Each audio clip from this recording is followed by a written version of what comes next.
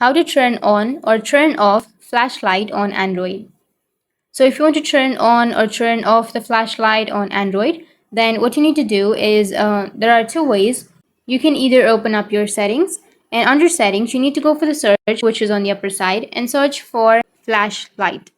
Once you search for flashlight here, you may have a shortcut of a flashlight. So if you have shake to turn on the flashlight, you can simply go for that option. And if you toggle on that option, then while shaking your phone, your flashlight will turn on or off. So that's one way.